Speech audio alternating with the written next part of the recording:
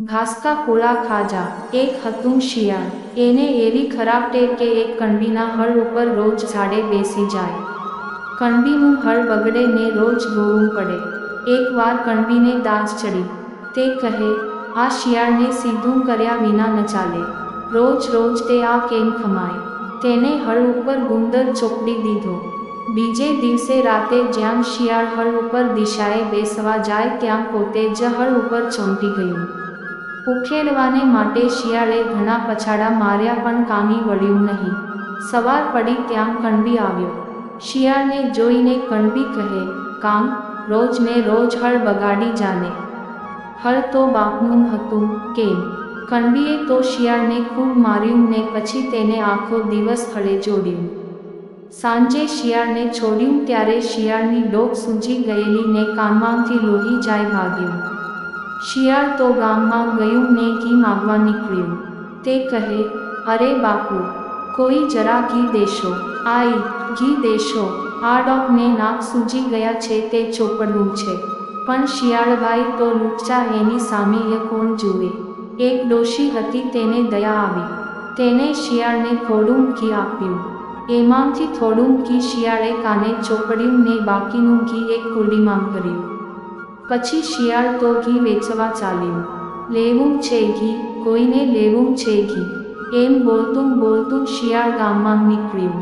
એક ડોશીની ભેંસ વસૂકી ગઈ હતી, તેથી તેની પાસે ઘીના પૈસા ન હતા।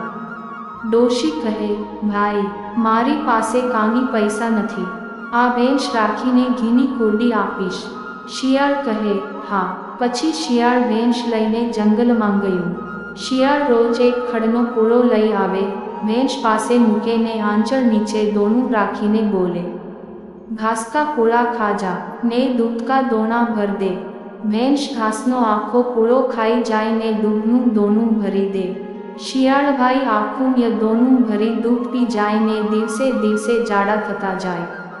પછી તો શિયાળ ખૂબ ખૂબ જાડું થતું ગયું। એક દિવસ એના નાતીલાઓએ કહ્યું, અરે શિયાળભાઈ, તમે રોજ ને રોજ શરીરે જાડા કેમ થતા જાઓ છો? કંઈક સારું સારું ખાતા લાગો છો। શિયાળ કહે, ભાઈ, હું તો આ ધૂળ ખાઉં છું એથી જાડો થયો છું।